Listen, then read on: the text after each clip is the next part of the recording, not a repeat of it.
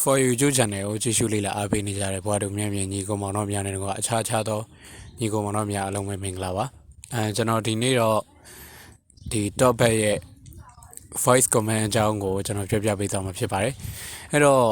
ဒီ Talkback ရဲ့ voice command ကကျွန်တော်version 9.1 ကစပြီးတော့မှ voice command ပါလာတယ်ပေါ့လေအခု 12.1 ဖြစ်တဲ့အချိန်မှာလည်းဒီ voice command က9.1 အတိုင်းပဲပေါ့နော်ပါနေတော့မယ်အဲ့တော့ဒါပေမဲ့တော်တော်များများက voice command ကိုတုံးလို့မရဘူးလို့ပဲပြောကြတယ်ပေါ့နော်တော်တော်များဒီ voice command Talkback ရဲ့ voice command တုံးလို့မရပါဘူးကွာလို့ပြောကြတာမျိုးပဲကျွန်တော်တွေ့ရတယ်ပေါ့နော်အဲ့တော့ဒီနေ့ကတော့ကျွန်တော်အဲ့ဒီ voice command ကိုတုံးပြသွားမှာဖြစ်ပါတယ်အဲ့တော့ဘယ်လိုမျိုးတွေတုံးလို့ရတယ်ဆိုတာကိုကျွန်တော်ပြောပြပေးသွားမယ်ပေါ့နော်အဲ့တော့ကျွန်တော်အစီအစဉ်မစခင်မှာ for YouTube channel ကို subscribe လုပ်ရသေးတယ်လောက်ထားဖို့နဲ့ Facebook နဲ့ Telegram မှာလည်းသွားပြီးတော့မှ join ထားစေချင်ပါတယ်အဲ့ဒါမှသာကျွန်တော် for you ကတင်ဆက်ပေးနေတဲ့နည်းပညာနဲ့ပတ်သက်တဲ့အကြောင်းအရာမှန်သမျှကိုချိန်နဲ့တပြေးညီသိရှိနိုင်မှာဖြစ်ပါတယ်အဲ့တော့ကျွန်တော်စလိုက်အောင်စမယ်ဆိုတော့ဒီ voice command နဲ့ဘာတွေကိုသုံးလို့ရလဲဆိုတာကိုအရင်သိထားဖို့လုပ်မယ်ပေါ့နော်အဲ့တော့ဘာတွေကိုသုံးလို့ရလဲဆိုတာကိုသိဖို့အတွက်လည်း command တစ်ခုဆိုတော့ထားပေးတယ်အဲ့တော့အဲ့ဒီ command ကိုသုံးပြီးတော့မှဘာတွေသုံးလို့ရလဲဆိုတော့ကျွန်တော်သွားကြည့်မယ်အဲ့ဒါဘာလဲဆိုတော့ကျွန်တော် help download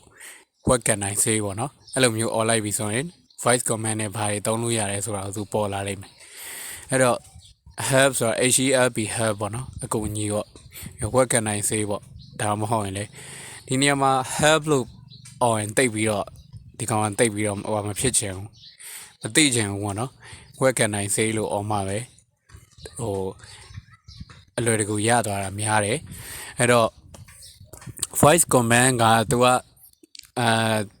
gesture တစ်ခုနဲ့ထားပေးပြီးသားပေါ့နော်ကိုကဘာမှလုပ်စရာမလိုအဲ့တော့သူ့ရဲ့ gesture ကဘာလဲဆိုတော့ညာဘက်ကိုရွှေ့ပြီးတော့အပေါ်ကိုရွှေ့ရပါတော့right and up ပေါ့ right and up ပေါ့ညာဘက်ကိုရွှေ့ပြီးအပေါ်ကိုရွှေ့တာအဲ့တော့ messages ကျွန်တော်အခု voice command နဲ့ဘာတွေသုံးလို့ရလဲဆိုတာသိဖို့အတွက်ဒီ help download what can I say ပေါ့လေတခုခုပြောကြပါကျွန်တော်တော့ what can I say လို့ပဲပြောလိုက်မယ်အဲဆိုခုနပြောသလိုမျိုးပဲဒီ help ကကြတော့ဟိုမဖြစ်လို့ပေါ့အော်ရတာတိတ်ပြီးတော့မကောင်းဘူးပြီးတော့သူလည်း help လို့အော်တိတ်မသိဘူးပေါ့နော်အဲ့တော့ကျွန်တော်ချက်ချာကိုဆွဲလိုက်မယ်နော်ညာဘက်ကိုဆွဲပြီးတော့အပေါ်ကိုဆွဲရတာဖြစ်ပါတယ် what can I say voice command overview navigate up button okay ဒါဆိုရင်ဒီမှာ voice command overview ဆိုပြီးတော့မှကြာလာပြီအဲ့တော့ voice command overview လို့ကြာလာပြီဆိုရင်ဒါခုနကျွန်တော်တို့ပြောလိုက်တာအောင်မြင်တယ်ပေါ့နော်ကျွန်တော်တို့ပြောလိုက်တဲ့ command အောင်မြင်တယ်အဲ့တော့ဒီမှာ voice commands swipe right up say over what can I say anytime for this list of commands ဒီမှာvoice command ကိုသုံးဖို့အတွက်တဲ့ဟိုဟာ right hand up ပေါ့နော် right up ချက်ချာကိုဆွဲပါတဲ့ညာဘက်ကိုဆွဲပြီးတော့အပေါ်ကိုဆွဲပါပေါ့နော်ပြီးတော့ဘာတွေသုံးလို့ရလဲသိချင်တယ်ဆိုရင်ဒီ help download what can I say လို့ပြောပါတယ်အဲ့ဒါပြောတာ voice commands swipe right hand up say over what can I say anytime for this list of commands ဒီ voice command မှာသုံးလို့ရတဲ့ဟာတွေကိုသိချင်ရင်ပေါ့နော်အဲ့တော့ for best results say the exact wording listed on the following screens ဟုတ်ပြီအဲ့တော့ reading change how you read content on the current screen ဒီမှာ reading ဆိုတဲ့ခေါင်းစဉ်နဲ့တစ်ခုလာတယ်ပေါ့နော် find items find specific content on the current screen ဒီမှာ find item text editing type select and copy text ဒီမှာ text editing ပေါ့နော် device navigation go home go back show notifications and more ဒါ device navigation နေ other commands go to talkback settings hide screen see actions add custom labels and more okay ဒီမှာအများကြီးပဲပေါ့နော်အဲ့တော့ကျွန်တော်တို့က find text editing find reading change how you read content on the current screen ဒီ reading ဆိုတဲ့ထဲကိုချက်ဝင်ကြည့်အောင် reading change how you read for best results save reading change how ဝင်လိုက်ပြီနော် reading navigate up button ကျွန်တော်ကအခုဟိုSamsung Talkback ဟို13 point ဘယ်လောက်လဲမသိဘူးအဲ့ဒါသုံးနေတဲ့အခါကျတော့ဒီဝင်လိုက်တဲ့အခါကျရင်အတန်းဒီ Samsung ရဲ့ sound တန်ပဲပါတော့တယ်ပေါ့နော်ဟိုSamsung Talkback အခုလက်ရှိသုံးနေတဲ့လူတွေသိမှာပါ Google Talkback နဲ့အားလုံးအတူတူပဲဒီဟို ပုံမှန် click လိုက်ရင်ထွက်လာတဲ့အတန်လေးမပါတော့တာပဲရှိရပါတော့အဲ့တော့ voice command လည်းအတူတူပါပဲ Google Talkback နဲ့ဆိုတော့အဲ့ဒါကြောင့်ကျွန်တော်ဒီကလုတ်ပေးလိုက်တာပေါ့နော်ဆိုတော့အဲ့ဒါကြောင့်ဒီဝင်လိုက်တဲ့အခါကျရင်အတန်ကောင်းကောင်းမကြားရတာမျိုးတခုခုဝင်လိုက်တဲ့အတန်ကောင်းကောင်းမကြားရတာမျိုးဆိုရင်တော့ဟိုသိအောင်လို့ပြောပြတာပေါ့နော်အဲ့ဒါကြောင့်လို့ဒီမှာ reading မှာဆိုရင်ကျွန်တော်တို့ဘာတွေပြောလို့ရလဲဆိုတော့ဒီ read from next item ပေါ့နော်ဒါတွေကတော့အားလုံးသိပါတယ်ဒီ read from top တို့ read from next item တို့ဒီမှာလာပြီဒီမှာ next heading go to the next heading control list word navigation go to the next heading control list or landmark ဒီမှာကျွန်တော်ဒီ character တို့ word တို့ line တို့ control တို့အဲ့ဒါတွေကိုလည်းသူပြောလို့ရတယ်ပေါ့နော် word navigation navigate by words characters lines paragraphs headings controls and more ဒီမှာ navigate by word လို့ပြောရင်ဒါဟို word ဆိုတဲ့နေရာသူပြောင်းသွားမယ်ပေါ့နော်အဲ့လိုမျိုးပဲ navigate by heading လို့ပြောရင် heading နေရာသူပြောင်းသွားမယ်ပြီးတော့ဒီမှာ speak faster ပေါ့နော်မြန်ပြောစီခြင်း speak faster လို့ပြောလို့ရတယ်နေနေခြင်းနဲ့ဆိုရင်လည်း speak slower လို့ပြောလို့ရတယ် low velocity change to low first move to the first item on the current screen last move to the last item on the current screen languages change your spoken language text finish button okay အများကြီးပဲပေါ့နော် voice command overview reading change how you read content on the find items find specific content on the current screen ဒီမှာ find item text editing type select and copy text find items find specific content on the current screen ဒီမှာကျွန်တော် define item ခဏထားခဲ့မယ် text editing type select ဒီ text editing ကိုသွားမယ် type text editing type okay select all type okay ဒီမှာ type okay ဆိုတာ okay လို့ရိုက်ခိုင်းနေတယ်ဆိုရင် type okay လို့ပြောလိုက်ရင်ရတယ်ပေါ့နော် select all select all ဒါစာတွေကို select all ပေးရင် select all select လို့ပြောလို့ရတယ် select all လို့ပြောလို့ရတယ်ပေါ့နော်စာတွေအားလုံး select လုပ်ခြင်း select all လို့ပြောလို့ရတယ် select cancel select cancel select ပေါ့နော် select လောက်ထားတာဖြုတ်ခြင်း cancel select လို့ပြောလို့ရတယ် select text copy select text before copying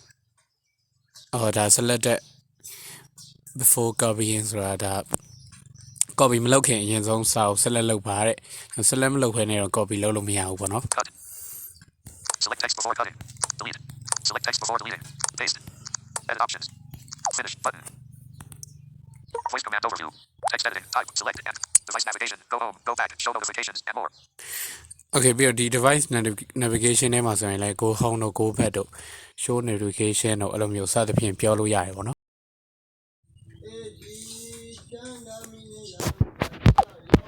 navigation recent apps one UI home simple notepad settings attempt settings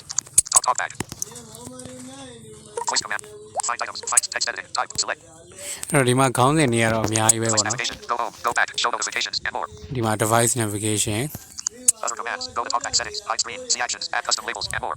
ဒါ other command ပေါ့နော်တခြားဟာတွေဒီ go to talkback setting တို့နောက်ခုနshow screen တို့ hide screen တို့ပေါ့နော် screen ကိုဖျောက်ခြင်း hide screen မြင်ခြင်း show screen ပေါ့လေအဲ့ဒါတွေအပြင်နောက် label တွေလည်းထည့်လို့ရတယ်ပေါ့နော်အဲ့တော့ဒီအထဲကိုတေချာဟိုလေ့လာခြင်းနဲ့ဆိုတော့ခေါင်းစဉ်တစ်ခုရင်းစီလိုက်ကြည့်လိုက်ပါဗျာကျွန်တော်တော့ဒါတွေကိုတော့အသေးစိတ်ဒါတွေကိုတော့အသေးစိတ်မပြောတော့ဘူးအဲ့တော့ထွက်လိုက်မယ်ပေါ့နော်ဒီမှာအရေးကြီးတဲ့ထင်တဲ့ဟာလေးကိုကျွန်တော်ရွေးပြီးတော့မှပြောပြမယ်ဟိုတကယ်လို့တေချာလေ့လာခြင်းနဲ့ဆိုတော့ခုနလိုမျိုး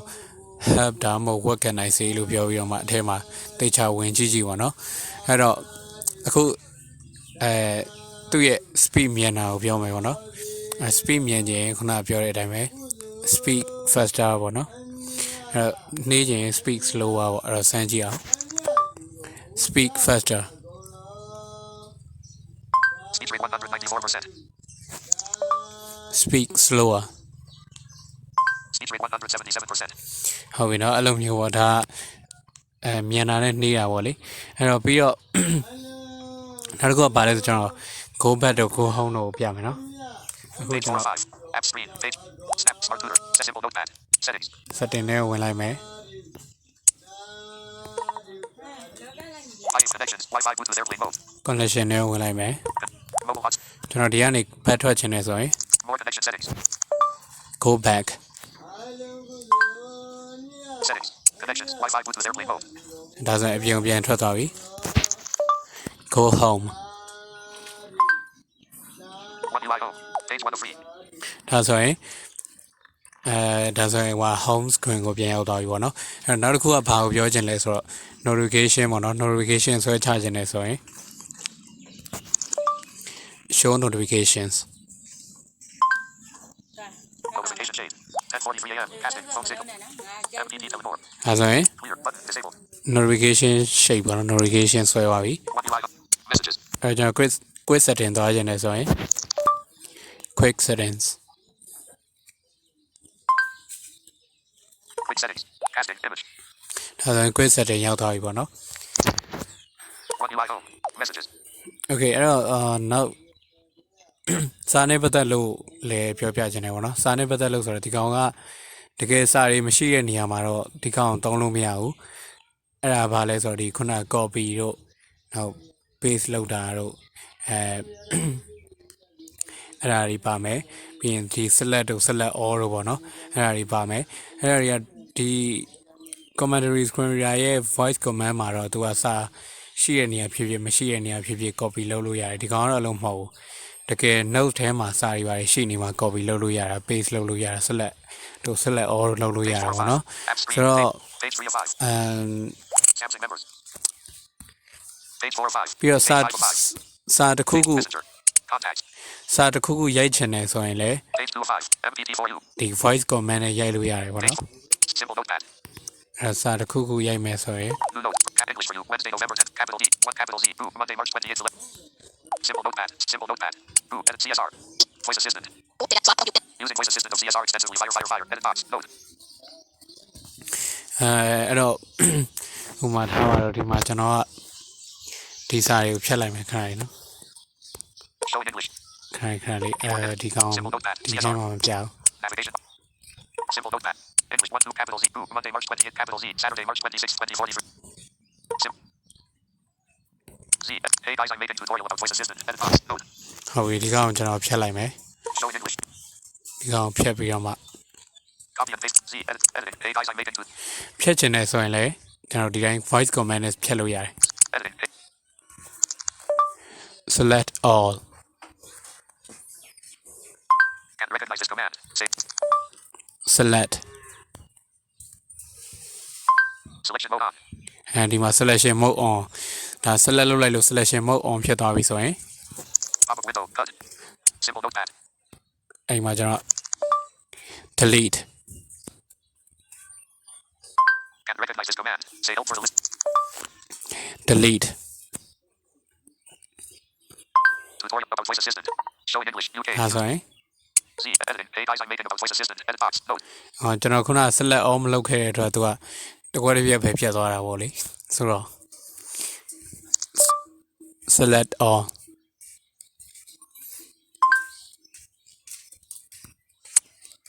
Z. Editing. Hey guys, I'm making about voice assistant. select all ရှိတယ် auto TTS ကလာပြီးတော့ Can recognize this command. အော် Z. Editing. ဟုတ်ပြီထားတော့ဒီတိုင်းပဲဖြတ်လိုက်တော့ Or it's Z. Edit box. Editing. Hey guys, I'm copy and paste over. Or enter. Delete. အဲ့တော့စာတစ်ခုကျွန်တော်ရေးချင်တယ်ဆိုရင် Space deleted. ခုနလိုဖြတ်ချင်ရင်ဒီ select all လို့ပြောပြီးတော့လည်းဖြတ်လို့ရတယ်ပေါ့နော်အခုကျွန်တော်ပြောတာတော့ဘာလို့မရလဲမသိဘူးကျွန်တော်စမ်းကြည့်ရတော့ရဦး Simple တယ် notepad. Editing. Voice assistant. ဒီကောင်ကနည်းနည်းတော့ဟိုပါပေါ့ Space. V. O. I. C. Words. E. Simple. ပို့ပြီးတော့အတန်ထွက်က Delete. ပီတဖြစ်ရတယ်ဗျဒီ Delete. commentary creator မှာကအလောက်အတန်တော့မပီလဲအလောက်အတန်တော့မပီလဲတိတ်ပြဿနာမရှိဘူးဒီကောင်ကတော့မရဘူးတိတ်ပြီးတော့ Simple notepad. Editing. Note. အဲ့တော့ကျွန်တော် type စာရိုက်စေခြင်းနဲ့ဆိုရင် type လို့အရှိရအော်ရတယ်ပေါ့နော်ပြီးတော့မှကိုရိုက်စေခြင်းနဲ့စာကိုပြောရတယ်ဟိုမှာ type okay Okay. End the field. And that's all right. UWERTY keyboard. ဒီမှာ okay ဆိုပြီးတော့သူရိုက်သွားပြီပေါ့နော် Port. Enter. Delete. အဲ့ဒါကျွန်တော် Space deleted. ဒီမှာနောက်နည်းနည်းရှည်လေးရေးကြည့်အောင်ရှည်လေးဆိုတော့တစ်ချောင်းလောက်ပေါ့